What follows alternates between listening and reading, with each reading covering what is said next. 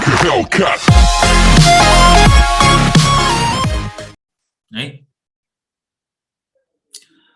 Statics पढाउँदाखेरि तिमीहरुले स्ट्याटिक्समा सबभन्दा basic कुरो जुन चाहिन्छ स्ट्याटिक्सको लागि त्यो भनेको काइन्ड्स अफ डाटा हैन काइन्ड्स अफ डाटा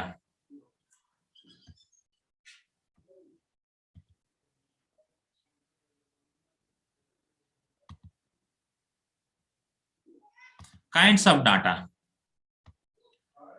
कति किसिमको डाटा तिमीहरुले अहिलेसम्म स्ट्याटिक्समा चाहिन्छ भन्ने जस्तो लाग्छ अहिलेसम्म 8 क्लासमा पनि अलिअलि पढेको होला स्ट्याटिक्समा डाटाहरु जस्तै यति किसिमको डाटा चाहिँ स्ट्याटिक्समा युज हुन्छ कसैले यसो मलाई रिमेम्बर गराउ त यदि तिमीहरुले जानेको छौ भने स्ट्याटिक्समा यति किसिमको डाटा चाहिँ युज हुन्छ सर यति किसिमको डाटा हामी पढ्छौं भनेर कसैलाई आउँछ भने भन ल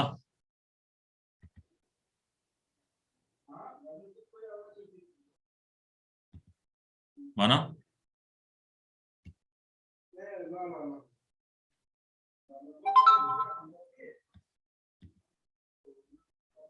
छैन त्यो मिन मिडियनहरु हो मैले भन्न खोजेको हो मिन मिडियन हो त्यो त क्याल्कुलेसन भयो जस्तै मैले भन्न खोजेको जस्तै मिन मिडियन मोड रेन्ज क्वार्टाइल डिसाइल पर्सेन्टाइल हैन यी सब कुरोहरु स्ट्याटिक्स भित्र गर्ने एउटा क्याल्कुलेसन हुन् भने त्यो क्याल्कुलेसन कति किसिमको डाटाबाट गर्न चाहिँ सिकेको छौ मलाई त्यसको जवाफ देऊ 3 किसिमबाट sir 3 individual discrete good very good जम्मा 3 किसिमको डाटाको सल्युसन तिमीहरुले अहिलेसम्म हेरेको छौ होला जम्मा 3 किसिमको डाटाबाट हामी के गर्छौं स्ट्याटिक्समा भएका क्याल्कुलेसनहरु गर्छौं गुड फर्स्टमा के इन्डिभिजुअल डाटा या इन्डिभिजुअल सिरिज जे भन्दा पनि हुन्छ हैन है इन्डिभिजुअल डाटा त्यसपछि अर्को के डिस्क्रिट यहाँ मैले लेखेको स्पेल अलिअलि मिस्टेक पनि हुन सक्छ DISCREAT हुन्छ यो लेख्नै मलाई गाह्रो हुँदैछ र पनि म अब आज त यही च्याप्टर पढाउँछु भन्ने पनि थाहा थिएन त्यही भएर एउटा डिस्क्रिट डाटा अझै कन्टिन्युअस डाटा गुड एउटा डिस्क्रिट सिरिज वा डिस्क्रिट डाटा गुड अर्को चाहिँ कन्टिन्युअस भेरी गुड अब यी 3 किसिमको डाटाबाट हामी यी 3 किसिमको डाटालाई लिएर यी 3 किसिमको डाटामा क्याल्कुलेसन गर्छौं है स्ट्याटिक्समा हैन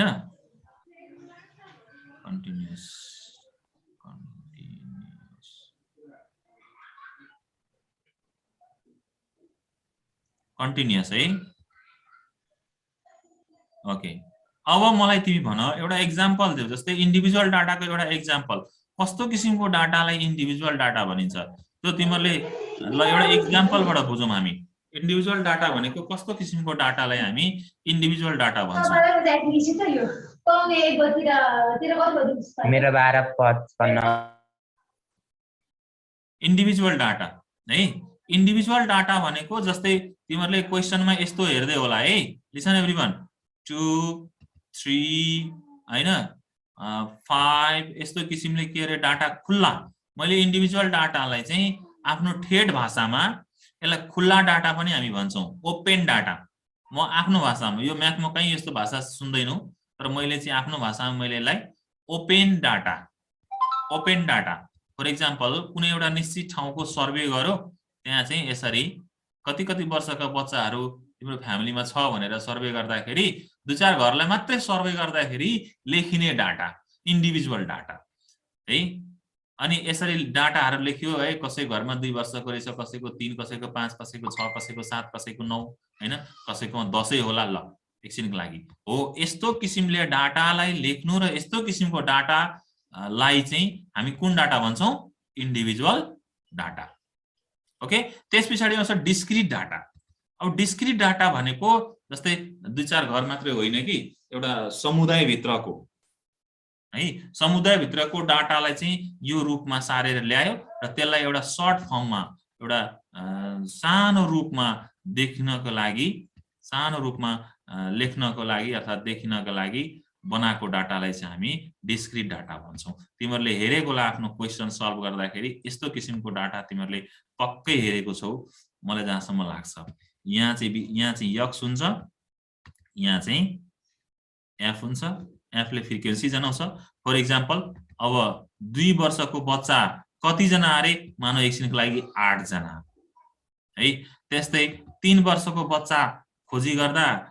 एकछिनको लागि सम्झौं न, मानव कि 4 जना हो। यस्तो किसिमले डाटालाई चाहिँ एरेन्जमेन्ट गरेर लेख्नु सिस्टमलाई हामी डिस्क्रिट, यस्तो किसिमको डाटाको नाम के अरे? कस्तो डाटा? Good, discrete data. अब यो मानव एकछिनको लागि यो भनेको 2 जना, 4 वर्षको बच्चा जम्मा 2 जना देखियो। यस्तै किसिमले डाटा बढेको देख्छौ भने यस्तो डाटालाई चाहिँ डिस्क्रिट डाटा भनिन्छ। जुन तिमीहरुले अलरेडी हेरिरहेछौ अहिलेसम्मको स्ट्याटिक्स च्याप्टरमा, यो किसिमको डाटालाई चाहिँ चिनिरहेछौ, that is called discrete data. त्यसपछि कन्टिन्युअस डाटा आउँछ है। त्यसपछि आउँछ कन्टिन्युअस डाटा।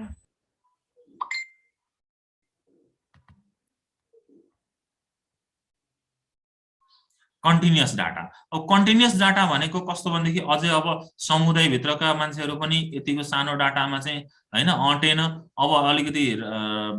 एउटा ठूलो दमक भरिकै डाटा लिनु पर्यो हैन। त्यस्तो डाटालाई चाहिँ यदि सजाएर लेख्ने हो भने त्यो लेख्ने ठाउँ कहाँ हुन्छ? कन्टिन्युअस डाटामा है। कन्टिन्युअस डाटामा हुन त सबै डाटाको जननी चाहिँ इन्डिभिजुअल डाटा नै हो, सबै डाटाको जननी इन्डिभिजुअल डाटा नै हो। किनभने सानो सानो समुदाय, सानो सानो गाउँ एउटाबाट चाहिँ हैन यसलाई चाहिँ के गर्छ, एक ठाउँमा जम्मा पार्छ र त्यसपछि लेख्ने गर्छ। र मैले त्यतापट्टि गइन, मैले तिमीहरुलाई के बुझाउन खोजेको भने त्यो लेख्ने त्यसको कस्तो डिजाइन हुन्छ। जस्तै यहाँ हेर, 0 देखि लिएर 10 वर्षको बच्चा कति जना छन् भनेर है। 0 देखि 10 वर्षको मान्छे हैन कति जना छन्? फर एक्जाम्पल लु एकछिनको लागि एक्जाम्पल ल्याउन, एक्जाम्पलै त हो, र 3 जना छन्। धेरै होला, मैले अब त्यस्तो दमक भरिको कुरो गरे र अन्तिममा 3 लेख्दाखेरि हाँस पनि उठ्न सक्छ, तर सम्झिनलाई मात्र एउटा डिजाइन देखाउन मात्रै खोजेको मैले। अब 10 देखि 20 है, यस्तो किसिमको डाटा तिमीले जहाँ देख्छौ त्यसलाई तिमीले के सम्झिनु पर्छ? Continuous data. कस्तो डाटा? कन्टिन्युअस। गुड। किनकि तिमीहरु ओपीटी म्याथ पढ्दैछौ, त्यही भएर चाहिँ कन्टिन्युअसको 2टा डाटा हुन्छ, एउटा एक्सक्लुसिभ र इन्क्लुसिभ हुन्छ। त्यो पनि तिमीहरुले जान्नु पर्ने नै हुन्छ। अब यो त्यो हुन त त्यो पहिला धेरै थियो त्यस्तो, अहिले चाहिँ अलिकति त्यस्तो किसिमको डाटाहरु को क्वेशन्सहरु कमै मात्रामा कहिलेकाहीँ मात्रै बिरलै हामी मात्रै देख्न पाउँछौ। तर त्यस्तो किसिमको डाटा एक्सक्लुसिभ र इन्क्लुसिभ डाटा मध्येको यो एक्सक्लुसिभ, म यहाँ लेखेँ, यो किसिमको डाटा चाहिँ तिमीहरु हेर्न पाउँछौ। अब यस्तो डाटामाको क्यारेक्टर हेरेर सबभन्दा पहिलो कुरो के बुझ्नु भने यसको जुन हायर लिमिट छ नि, फर्स्ट इन्टरभलको हायर लिमिट र सेकेन्ड क्लासको के रे लोअर लिमिट, यो दुईटै एउटै हुन्छ है। जस्तै यहाँ हेर त 10 देखि 20 छ, अब यो 20 चाहिँ अर्कोमा पनि छ, हेर सक्छ नि, यहाँ 20 देखि 30 छ, 30 यहाँ पनि छ। भनेपछि यसको एउटै क्यारेक्टर के हुन्छ भने यहाँको नम्बर र यहाँको नम्बर म्याच गर्छ, त्यो है यसको क्यारेक्टर। एउटा इन्टरभलको हायर लिमिट र अर्को इन्टरभल जस्ट त्यसको छेउको इन्टरभलको लोअर लिमिटको नम्बर चाहिँ एउटै हुन्छ। र यस्तो भइराख्दाखेरि यसको बारेमा हामी बुझिराखौं। 0 देखि 10 यहाँ पर्यो, सरी 0 देखि 10 यसमा परेन, 9.9999 सम्म पर्यो, तर 10 चाहिँ पर्दैन। 10 यसमा काउन्ट हुन्छ 10 देखि 20 मा 10 पर्यो तर 20 चाहिँ फेरि परेन लेख्नलाई 10 देखि 20 भनिन्छ 10 देखि भनेको 10 पर्यो 20 सम्म भनिन्छ 20 सम्मको मतलब हो 19.2 19 मा 999 सम्म आयो तर 20 चाहिँ पर्दैन भने पछाडी 20 यसमा काउन्ट हुन्छ कुरो बुझ्यो यो किसिमको डाटा हजुर टाइम सिद्धियो टाइम सिद्धियो ओके ठीक छ त टाइम सिद्धियो भने केही भएन भोलि हामी यसमा प्रिपेयर गरेर हामी यसको अगाडि बढ्छौं थोरै 2-3 मिनेट अझै म तिमीहरुलाई लिएर यसपछि क्लास इन्ड गर्छु कन्टिन्युअस डाटा अब यो इन्डिभिजुअल डिस्क्रिट र कन्टिन्युअस डाटा अनुसार चाहिँ यो त भयो के kinds of data which we have to study in statistics which we have to study in the statics these kinds of data यो किसिमको डाटाको बारेमा हामी के रे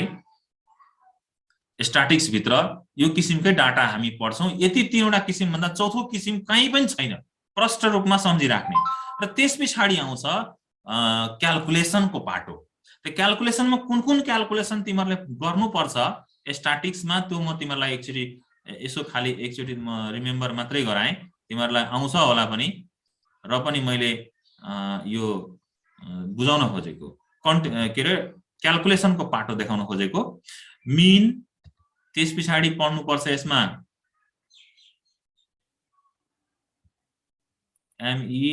MEDIAN मेडियन है त्यसपछि पढ्नु पर्ने कुरो भनेको मोड मोड तिमीहरुमा नहुन पनि सक्छ कि छ अब त्यो पढ्दै जाँदाखेरि थाहा हुन्छ सायद मोड छैन होला र पनि सायद मोड छ मोड त्यसपछि पढ्नु पर्ने है मीन मेडियन मोड त्यसपछि क्वार्टाइल यो तिमीहरुलाई पहिल्यै थाहा छ हैन योहरु QU क्वार्टाइल यो कुरो याद राख्ने यो सब क्याल्कुलेसनको पाटो हो मैले च्याप्टरलाई चाहिँ सुनौलो ढंगबाट एकचोटी मैले बुझाउन खोजेको क्वार्टाइल अब क्वार्टाइलमा पनि धेरै किसिमको क्वार्टाइल तिमीहरु पढ्छौ र त्यसो जनरली हामीले पढ्नु पर्ने भनेको दुईटा क्वार्टाइल हुन्छ फर्स्ट क्वार्टाइल जसलाई अपर क्वार्टाइल भनिन्छ सरी लोअर क्वार्टाइल भनिन्छ जस्तै क्वार्टाइलको पनि दुई भाग हुन्छ क्वार्टाइलको पनि दुई भाग हुन्छ एउटा Q1 क्वार्टाइलको सर्ट फर्ममा Q1 पढिन्छ र अर्को भनेको Q3 जनरली यो Q1 र Q3 मात्रै तिमीहरुलाई हामी निकाल्न सिकाउँछौं पनि र सिकाउन त बेस त अरु सबैको दिउँला तर जनरली चाहिँ स्टैटिक्स भित्र यो Q1 र Q3 निकाल्यो भने चल्यो त्यसपछि थोरै टाइम लिए अब तिमीहरुलाई म धेरै टाइम लिन्न त्यसपछि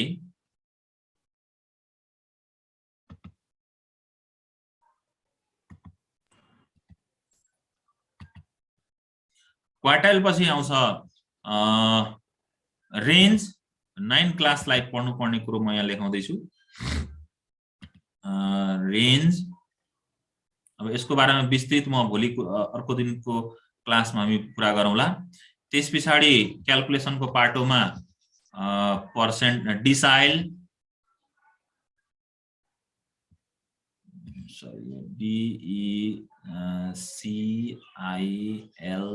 DECILE डिसाइल अब यहाँ मैले कहाँ आएको थोप्लो छोड्या होला भरे तिम्रो सरले लेख्नै आएन भनेर चाहिँ कमेन्ट नगर्नु डिसाइल त्यसपछि पर्सेन्टाइल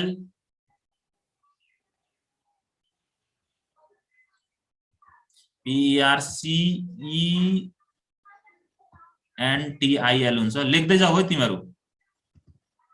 अब सक्यो 2 मिनेट लेख्दै जाऊ यो चाहिने कुरो हो कपीको पहिलो पेजमा राखिराख्ने किनभने यो चाहिन्छ टाइममा हेर्नु पर्छ ब्याक गरेर हेर्नु पर्छ हैन सुसंगठित ढंगबाट सिकेको ठाउँ हेर्नु पर्छ पर्सेन्टाइल डिसाइल पर्सेन्टाइल त्यति छ त्यसपछि तिमीलाई QD quartile deviation QUIARTILE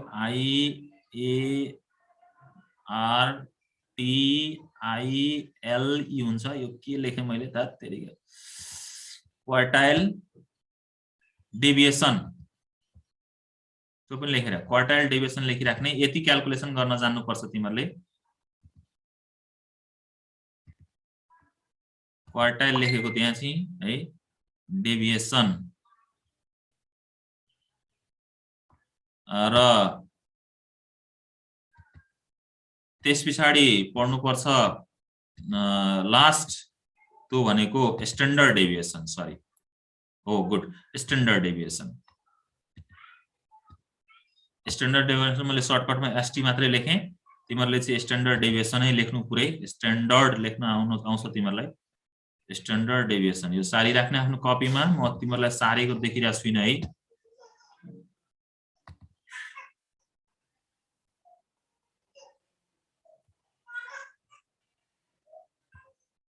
standard deviation good हो यति थोक को बारेमा हामी थोरै अध्ययन गर्छौं मिनको मेडियनमा मैले यहाँ MIDIN लेखे जस्तो ME हुन्छ यहाँ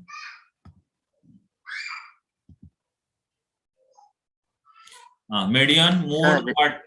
हजुर quartile range decile percentile quartile deviation र स्ट्यान्डर्ड डेभिएसन हो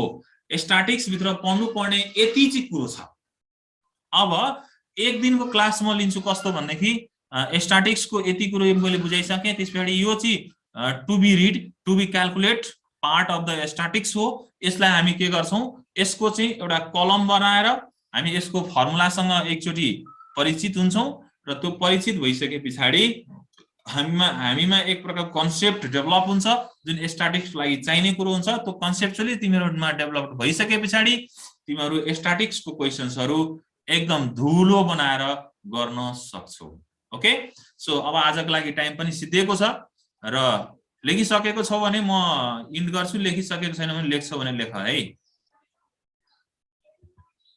सर स्क्रिनशट लियो अर्को क्लासको टाइम भइसक्यो ए ल त ठीक छ राम्रो त्यसो भए अर्को क्लास पनि तिमीहरुलाई जानु पर्ने नै हुन्छ स्क्रिनशट लिइसकेको साथीहरु अफ हुँदै जाँदा हुन्छ र जसले गरिसकेको छैन